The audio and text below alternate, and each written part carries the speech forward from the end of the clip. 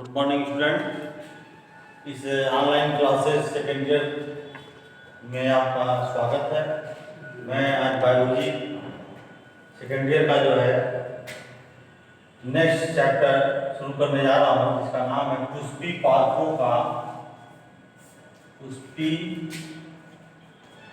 पादपों में लैंगिक जनन।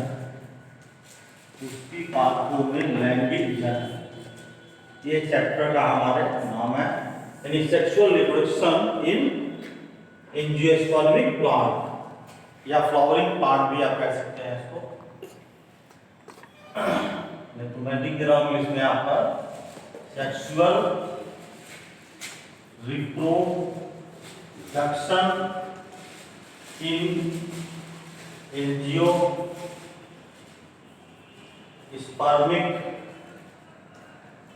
प्लांट,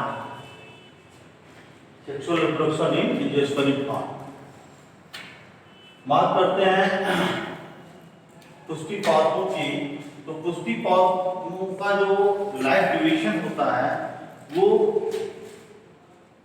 पुमंग और जायाम, पुमंग को इंग्लिश में कहा जाता है एंडोसियम, और दूसरा है जायाम, जिसको अंग्रेजी में कहा जाता है गाइनोसियम। ये दो ऐसे सेक्सुअल पार्ट प्लांट के पुष्पों के जिनके माध्यम से किसी भी पुष्पी पादपों में सेक्सुअल रिप्रोडक्शन होता है। सेक्सुअल रिप्रोडक्शन क्रिया के अंदर होती है। तो ये हमारे सेक्सुअल दो ऐसे ऑर्गन्स हैं, पुमंग और जायम, जिनके माध्यम से पुष्पी पादपों में रिप्रोडक्शन की क्रिया स्टार्ट होती है। अब बात करते हैं कि ये पुमंग कैसा पार्ट है। तो पुमंग हमारा जो है ये हमारा मेल पार्ट है, इसको मेल बोलते हैं। यही मेल पार्ट का मतलब ये हुआ कि नर जननांग, ये नर जननांग है। और इसको जो है जायम गाइनोसियम की बात हम करते हैं, ये हमारा जो है फीमेल पार्ट है, अर्थात इसको हम मादा जननांग की संज्ञा देते हैं, मादा जननांग, इसको हम फीमेल रिप्रोडक्टिव पार्ट कहते हैं। तो पुष्पों में दो ऐसे पार्ट होते हैं जिनके माध्यम से सेक्सुअल रिप्रोडक्शन पॉसिबल है। पहला है मेल रिप्रोडक्टिव पार्ट, इसको पुमंग कहते हैं। नेक्स्ट हमारा जायम। वैसे देखा जाए पुष्पों में तो इसके अलावा भी दो पार्ट और होते हैं, जिसका नाम है पहला, इसको बोलते हैं इसके ये इन दो पार्टों का जो है लैंगिक जनन में कोई योगदान नहीं है, लेकिन पुष्पों में भी पाए जाते हैं, जिनका नाम बता रहा हूं मैं। इसको बोलते हैं वाह दल, इंग्लिश में जो कहते हैं कैलिस, LYS। और दूसरा पार्ट इसका है कोरेला, को हिंदी में कहा जाता है दलकुंज, और ये है कोरेला।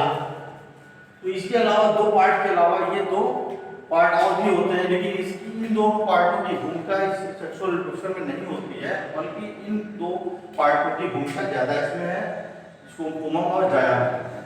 अब स्टूडेंट्स बात करते हैं आगे की।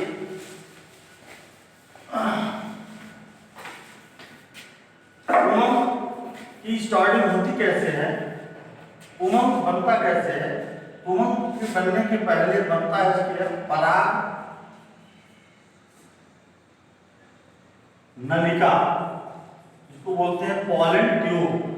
नेक्स्ट इसका बनता है परागण।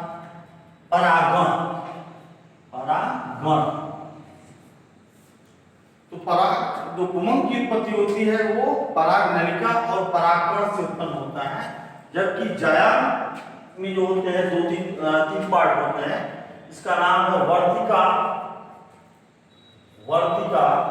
दूसरा होता है वर्तिकाग्र, और तीसरा है यही जायम, इसको हिंदी में कहा स्त्री केसर कहा जाता है, या किसने देखा तो अंडम भी आप कह सकते हैं, अंडम है ना।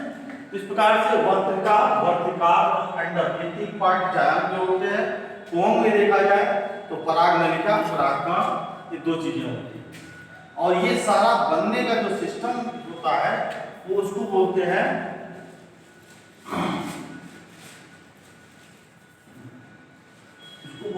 बीजाणु कोष। इन बीजाणु कोष के तहत, जिसको हम इंग्लिश में कहते हैं मेल स्पोरेंजियम और इसको बोलते हैं फीमेल स्पोरेंजियम। इसके अंदर ये सारी जो है चीजें जो है स्पर्म की इसके अंदर बनती रहती है। इनके आपका हो गया मेल स्पोरेंजियम और ये हो गया फीमेल।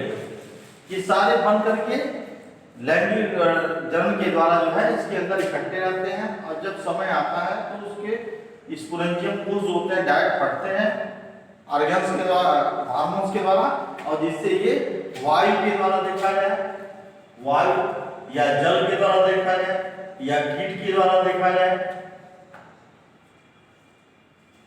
या किसी अत्याधुनिक पशु पक्षी तरीके या पशु पक्षियों के माध्यम से ये जो स्पोरेंजिया होते हैं इसको ये फैल करके वायुमंडल में फैल जाते हैं, जिससे ये जहां जहां पर जाते हैं कहां पर इससे जुड़े जो है पौधे पक जाते हैं। तो इस प्रकार से इसके अंदर लैंगिक जनन की क्रिया कुमम और जायाम के माध्यम से होती है और ये बन करके वायु, जल, कीट, पक्षियों, पशु पक्षियों के द्वारा इधर से उधर ट्रांसफर हो जाते हैं, जिसके द्वारा नए नए पौधे पनप जाते हैं। बच्चों आज अगर थोड़ा सुनिए, आज इतना ही है। नेक्स्ट टाइम मैं आपको इसके बारे में डिटेल में पुनः फिर से बताता हूँ।